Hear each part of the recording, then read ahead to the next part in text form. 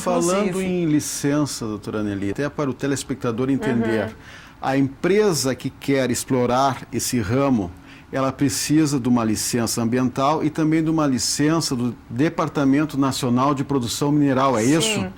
Na verdade, o licenciamento ambiental, atividade minerária, não é, em especial, vamos tratar aqui da areia, não é? A areia, que é um bem mineral utilizado na construção civil, ela pode ser, na verdade, licenciada tanto junto ao DMPM, tanto através do regime de concessão, quanto através do chamado regime de licenciamento, que é o mais utilizado, porque é o mais célere. No regime de licenciamento, que se limita a 50 hectares a área de extração, o proprietário, o superficiário, ele deve anuir. Se não for ele o extrator, ele deverá sim anuir com a atividade, o que já não ocorre no regime de concessão de. Em Viamão, a praticamente totalidade dessas jazidas se dá através, o licenciamento se dá através do regime de licença, não é? E, portanto, a licença do proprietário. Esse procedimento envolve, sim, uma autarquia federal, no caso o Departamento Nacional de Produção Mineral, uma entidade estadual, a FEPAM, mas podemos esquecer que o município também integra esse processo e é um elemento de fundamental importância, porque o município dá a primeira licença, que é aquela licença que autoriza a extração naquela determinada região, orientando-se nas leis municipais, em especial no plano diretor do município. O proprietário, se quiser, ele pode negociar, então, a areia? Sim, sim. E o proprietário, inclusive, pela legislação, ele tem até direito, no caso, a uma parcela, não é, dos recursos financeiros, dos lucros advindos da atividade. Justamente por isso é que ele é corresponsável também, na hipótese dos ambientais causados na área. Isso porque a legislação ambiental, ela prevê a responsabilidade objetiva. E essa responsabilidade objetiva, ela é perquirida através do nexo de causalidade. Também o proprietário da área, nesse caso do licenciamento para atividade minerária, participando ativamente desse nexo de causalidade, como eu já referi, que ocorre na esfera do licenciamento ambiental, ele sim, corresponde em relação aos danos, ainda que não seja ele o extrator direto do minério.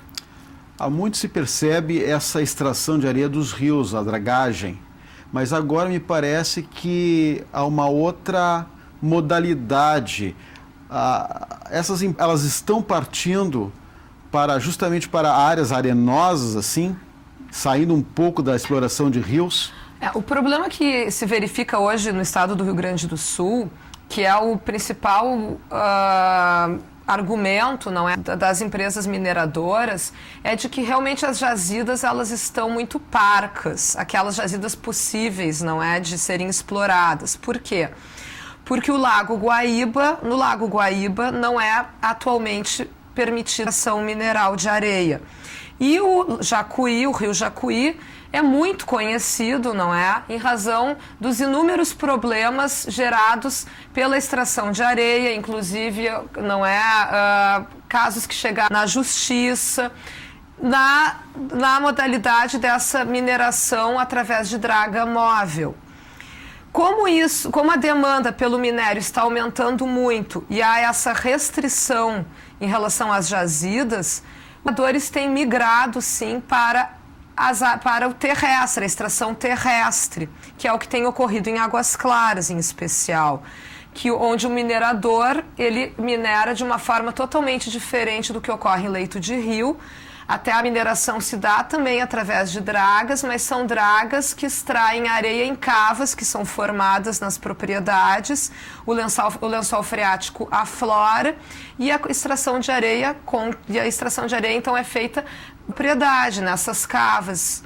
E essa areia, no caso, ela é utilizada para os mais diversos fins, não é? No município de Viamão, por exemplo, nós temos mais de uma de jazidas de areia, não é? Então, assim, não há como eu dizer para onde está sendo direcionado esse minério. Está sendo direcionado para inúmeros usos.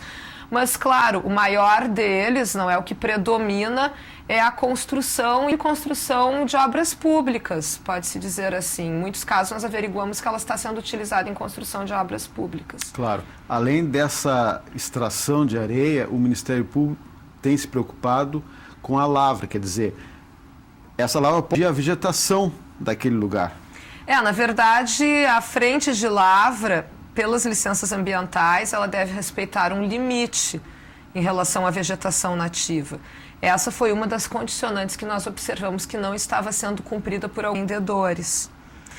A vegetação nativa, ela é assim, ela pode ser suprimida mediante autorização, quando necessária, a lavra, ou então ela pode ser plantada para outro local, em relação, em especial quando são espécimes importantes.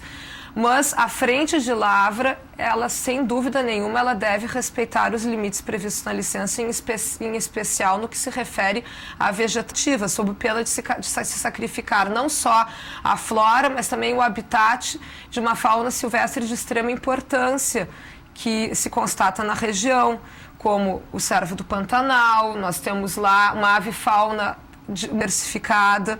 Temos bugios, capivaras, enfim, vários animais, não é, que necessitam dessas áreas. Há muitas áreas de banhado, onde inclusive algumas empresas entram até com questionamentos técnicos, porque são algumas áreas de banhado impactadas, e algumas empresas afirmam que não se trata de área de banhado, e outros técnicos afirmam que sim. Há muita divergência em relação a toda essa atividade, no aspecto técnico. Tem que ter o estudo de impacto ambiental. Não, para essas atividades não é exigido estudo de impacto ambiental, porque elas, pela legislação, não são consideradas atividades de alto impacto ambiental, a legítima exigência. Mas esse questionamento eu levei, inclusive, ao Conselho da Área de Proteção Ambiental do Banhado Grande, com quem eu me reuni com o Conselho recentemente, e levei a todos os conselheiros essa prática e esse questionamento. Tudo bem, a legislação ambiental não exige o estudo de impacto ambiental para cada um dos empreendimentos que não são realmente considerados de alto impacto ambiental, isoladamente.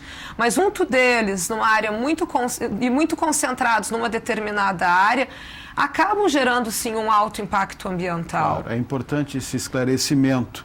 E outra coisa, doutora, é uma tendência do Ministério Público, nessa realização que ele faz, de propor recomendações e até compromissos de ajustamento de conduta? Eu ainda não expedi nenhuma recomendação, não descarto essa possibilidade e também não descarto totalmente a possibilidade de firmatura de termos de compromisso de ajustamento de conduta. Contudo, eu destaco que o meu maior objetivo é a preservação do meio ambiente, não só a regularização da atividade. E a preservação do meio ambiente é necessário, sim, que nós apliquemos aqui, nem digo o princípio da precaução, o princípio da precaução, ele na verdade se caracteriza e é aplicado quando os danos são desconhecidos. Não é? Quando a técnica atual ainda não nos dá aquele alcance necessário para nós descobrirmos quais os danos, quais os impactos gerados pela atividade.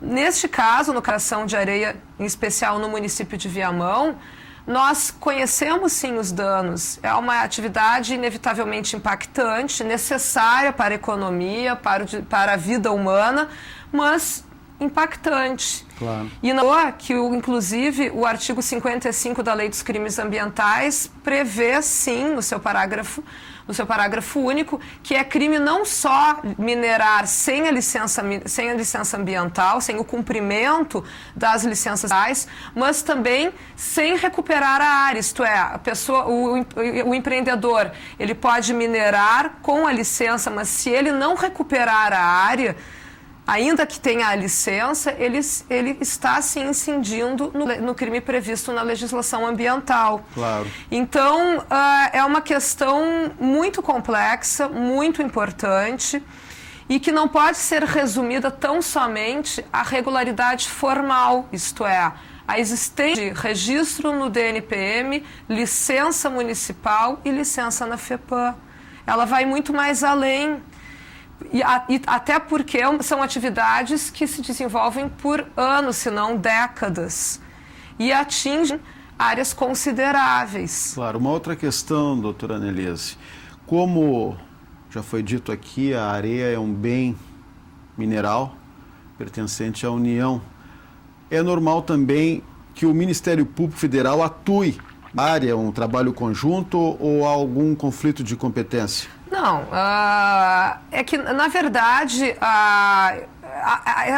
trata-se de uma questão bem controversa na jurisprudência, enfim. Eu vou trazer aqui a minha posição, não é? A minha posição é no sentido de que, enquanto o bem mineral não se caracterizar, não for atingido como bem da União propriamente dito, mas tão somente como um bem ambiental, a competência, na minha opinião, respeito às opiniões contrárias, mas na minha opinião é da Justiça Estadual. Por quê? Porque o bem jurídico tutelado, tanto pelo artigo 55 da Lei dos Crimes Ambientais, como pela legislação tal, é o meio ambiente, não é o bem mineral com valor econômico. O bem mineral, assim entendido pelo seu valor econômico, ele é protegido pela legislação, por leis federais, inclusive, e as remetem e acabam fundamentando a exigência do título minerário junto ao DNPM. O que eu entendo é que quando o minerador não possui esse título minerário, quando a atividade é absolutamente clandestina e ele está extraindo sim um bem da União sem autorização do ente federativo, aí sim a competência é da Justiça Federal, a atribuição é do Ministério Público Federal. Agora, como eu percebi nesses atendimentos, o empreendedor possui a licença ambiental e, obviamente, possui, então, o título minerário. Não vislumbro aí uma lesão ao patrimônio da União, mas tão somente uma lesão ao ambiente.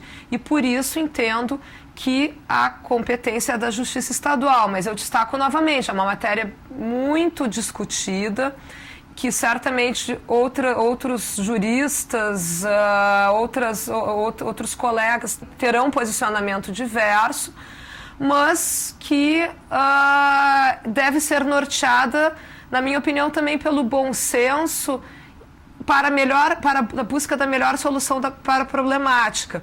Se o Ministério Público Federal e o Ministério Público Estadual têm o mesmo objetivo, eventualmente, e possuem investigações tramitando sobre o mesmo assunto, também não vejo óbice nenhum de que se unam esforços objetivando do problema. Mas, atualmente, em Viamão, o Ministério Público Estadual não tem atuado em conjunto com o Ministério Público Federal nesse assunto. Ok, doutora Anelise Stiffman, promotora de justiça, que atua na defesa do meio ambiente na cidade de Viamão. Mais uma vez, quero agradecer a sua gentileza em aceitar o nosso convite. Se você tem críticas, sugestões, mande um e-mail para conhecendo-mp@mp.rs.gov.br. Nós vamos ficar por aqui. Próxima semana voltaremos com mais um assunto de interesse da sociedade no Conhecendo o Ministério Público. Até lá!